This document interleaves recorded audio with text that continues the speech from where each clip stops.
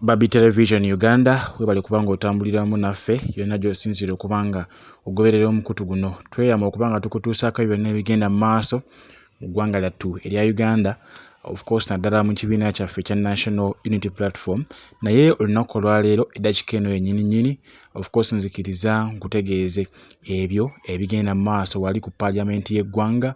Amawulire g'enfuna essaawa zino zennyini galaganga amagye ne bakomando we bayiise ku Palamenti okugyetoloola yonna oluvannyuma lw'olutuula luno okubanga embeera etagenda kubeera nnyangu eri Speaker of Parliament Anita Among. Kwebyo ebigambibwa mbu abadde nga bba ssente z'omuwi w'omusolo ng'akozesa akawunti ez'ekifere era nga omusimbi guno ayite mabega n'agenda n'aguggyayo. Waliwo n'omusimbi omulala oguwererako ddala 1.6 billion biliyoni emu n'obukadde 600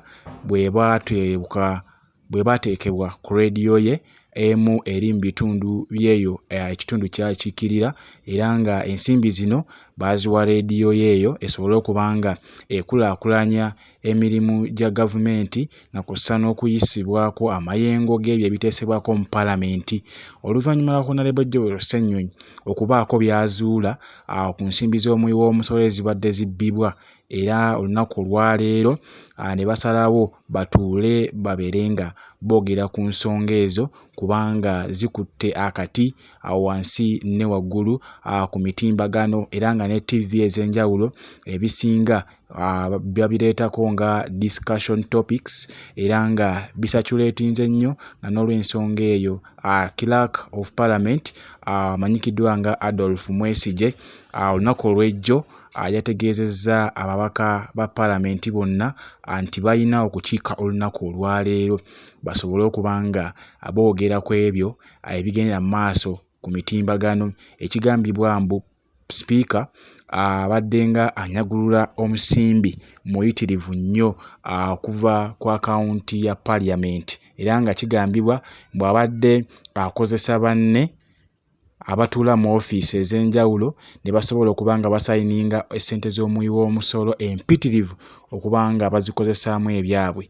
Wabula katukubeeko katono nnyo n'obubaka bwa Alex Waisa Mufumbiro ng'akusomera kimu ku kimu ensimbi zino engeri gye zaali zibbibwamu okuva ku akawunti ya Parliament, era nga Anita Among yabadde akiri emabega, era kigambibwa mbu omusimbi guno gwonna yabadde agwezibika. Katufune list eno ey'ebyo ngeri Anita Among gy'abadde abbamu ssente z'omuwi w'omusolo ku akawunti ya Parliament. N'oluvannyuma nja kubanga nkomawo nkuwe ebiri mu maaso ebigenda mu maaso kati wali ku Parliament olunaku olwaleero.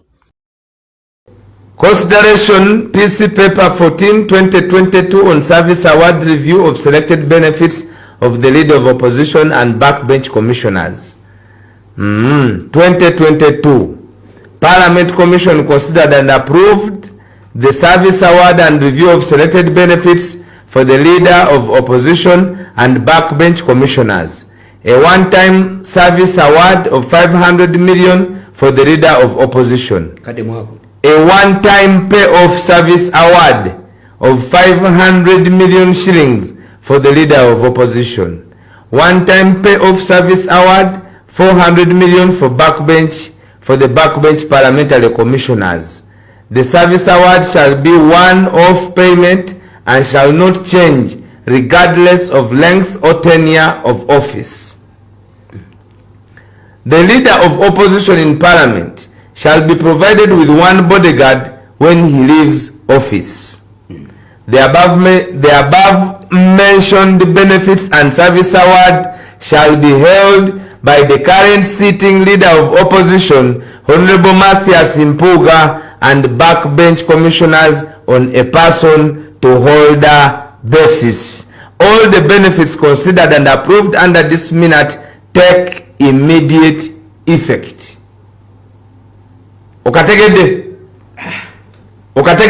bwino tuleta bwino muna kwa bali eyo bali bologa baliko bantuliko bwino kakati person to holder ebintu bino muwulira mu minutes bakugamba nti The above mentioned benefits and service award shall be held by the current sitting leader of the opposition, Honorable Mathias Mpuuga, and backbench commissioners, one on a person to holder basis.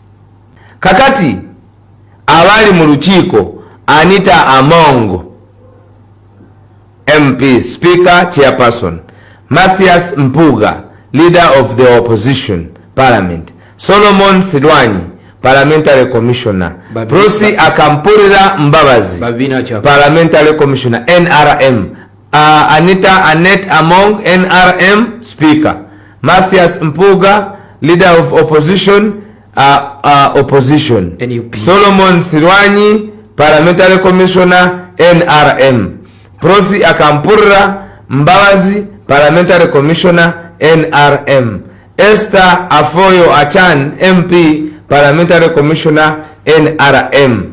Absent with apology: Thomas Tayewa, Robina Nabanja, Matia Kasaija. Olo Attorney General talimu. Kakati ekyo ne bayisa essente ezo mu bumenyi bw'amateeka bwe nabagamba nti oba omenye section 8 section 9 eya Leadership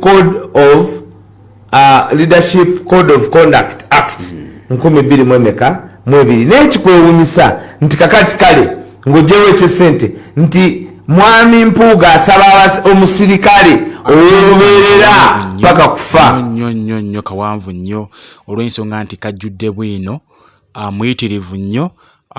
Ebigambo ebyo bijjuddemu okweyagaliza. Owulidde omusimbi gw'omuwi w'omusolo ogwayisibwa, era Speaker Anita Among ye yakiri emabega okuyisa omusimbi guno ogwandibadde gukozesebwa okuyamba munnayuganda naddala omuntu owa wansi ateesobola. Oboolyawo ne bamaama bafune amadagala mu malwaliro ne we bazaalira, naye bano ne basalawo okutuula mu kafubo bakozese ensimbi z'omuwi w'omusolo okulaba nga bo bekkusa wabula ne beerabira abantu abakeera enkya ne babalonda.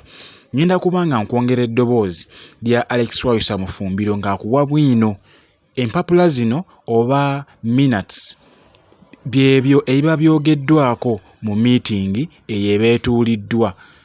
Etteeka oba ekiragiro ekyo ekikusinziira ku kiwandiiko ekyo Alex Wayusa Mufumbiro kyatusomedde kiraga nti ebyo bye baali bateesezzaako byali birina okutandika mbagirawo. Era omusimbi y'ensonga lwaki gwafuluma, weewaawo Honorable Mathias Mpuuga Nsamba yasalawo n'atugamba mbu ye omusimbi tannakola ki, tannaba kubanga agufuna oluvannyuma lwa President Robert Kyagulanyi Ssentamu ne ttiimu y'abakulembeze b'ekibiina kyaffe okumuteeka ku nninga okunnyonnyola omusimbi ogwo we guli.